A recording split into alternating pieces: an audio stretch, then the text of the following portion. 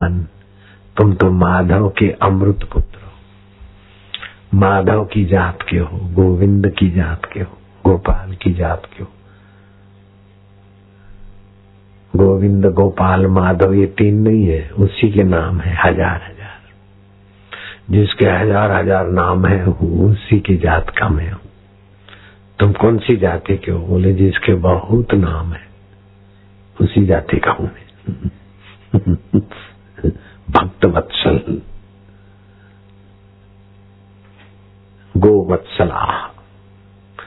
गाय कैसे अपने बच्चे को वात्सल्य करती है, स्नेह करती है। उसके ऊपर गाय के बच्चे का जन्म होता है ना, तो कितना गंदगी चिपकी हुई होती है। गाय उस गंदगी को गंदगी नहीं मानकर वात्सल्य से चाट जाती।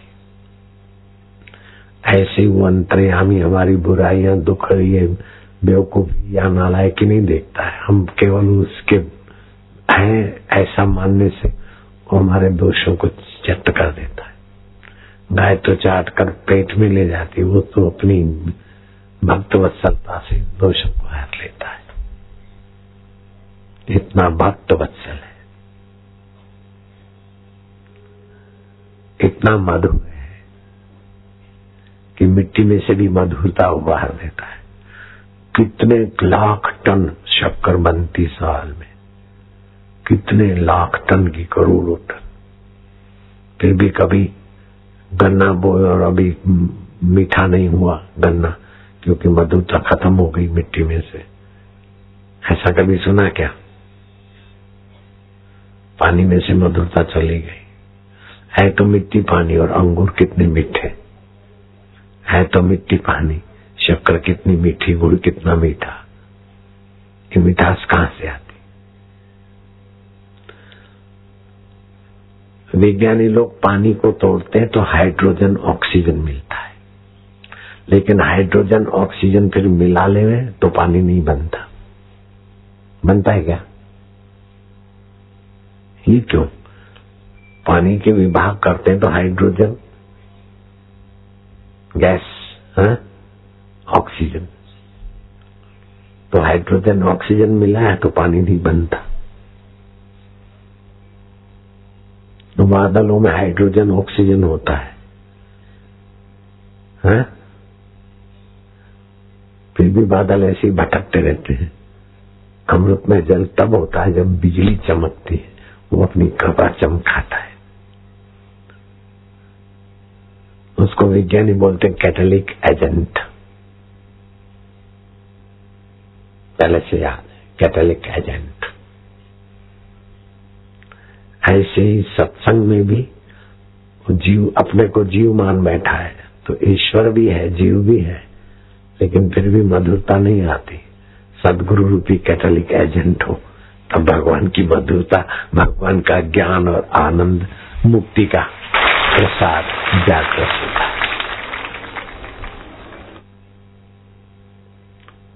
गुरु मिला तब जानिए, मिटे शोक अहंकार, राग द्वेष व्यापे नहीं, फिर गुरु आपे आप।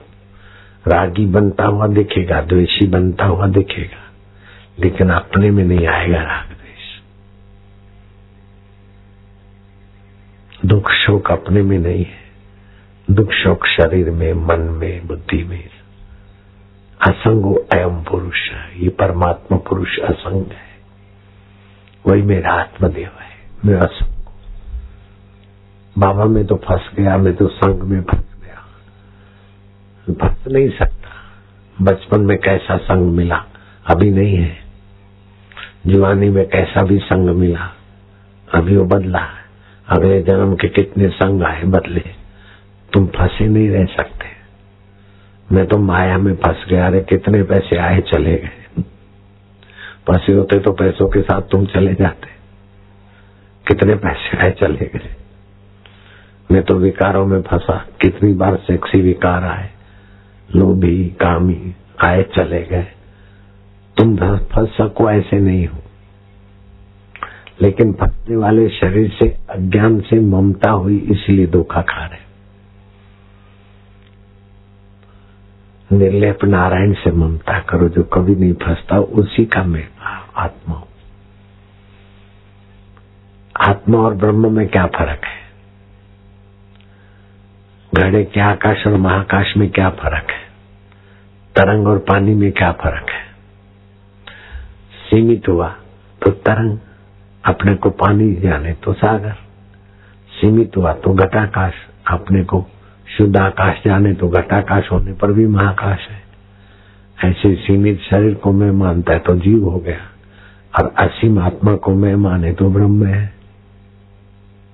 बहुत सरल है। भागवत में भगवान ने कहा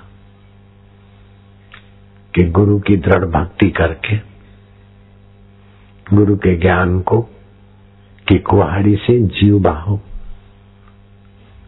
को काट दो और फिर ब्रह्म भाव में आओ, फिर वो ब्रह्म भाव भी शांत होकर मुक्त हो। प्रिय उद्धव को कहा भगवान कृष्ण ने, जाओ अब ये अभ्यास करो बद्रिका आश्रम में एकांत में। अमेरिका में नहीं होता और यहाँ भीड़ भाड़ में भी नहीं होता, थोड़ा एकांत में। घर की भीड़ भाड़ होती तो फिर शिविर, सत्संग की जगह पर शिविर क्यों नहीं करते कि वहां नहीं शिविर फलती, यहाँ फलेगी। अलग थोड़ा हट के वातावरण है, सतत इसी में रहेंगे 3 दिन। तो यहाँ थोड़ी सुविधा असुविधा होगी, चला लेना, सुविधा असुविधा चल जाएगा, लेकिन परमात्मा में भी शांति पाना है। परमात्मा मेरे है, विश्रांति पाना है तो पाने वाले रहेगा तो विश्रांति नहीं मिलेगी। बस वाह, ऐसा पाना है ऐसा खोना, इस झंझट में मत पड़ो। वाह वाह प्रभु वाह, आनंद है।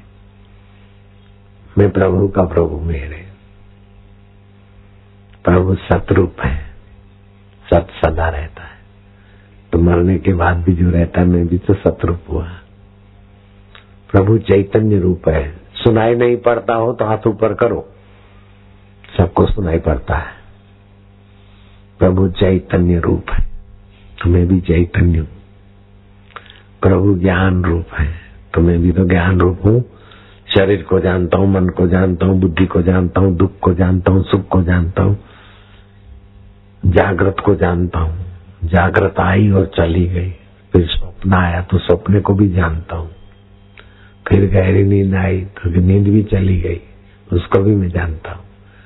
तो जब जागृत होती है तब स्वप्न नहीं होता, जब स्वप्न होता है तो सुषुप्ति नींद नहीं होती, लेकिन उसको जानने वाला तो नित्य है ना। जो नित्य आत्मा है वो मैं हूं, जो नित्य रहता है वो मैं हूं, जो बदलता है वो अष्टधा प्रकृति है। तो भगवान नित्य है और संसार बदलता है, आत्मा नित्य है और शरीर बदलता है। तो भगवान और आत्मा की एकता होगी, शरीर और संसार की एकता होगी। तो शरीर संसार की एकता है तो शरीर को संसार के सेवा में लगा दो। गुरुद्वार पे है अथवा माता पिता के थोड़ी बहुत सेवा करके अपने आत्मा में चले आओ। सारी जिंदगी पिट्ठू बनने की भी जरूरत नहीं है। ये ऐसा नहीं करता वैसा नहीं करता, आप सब अपने स्वार्थ को ही रोते। तो चाहे जन्मों मरो, लेकिन हमारे को कमा खिला के सुविधा में रखो। ये है परिवार वालों का गणित।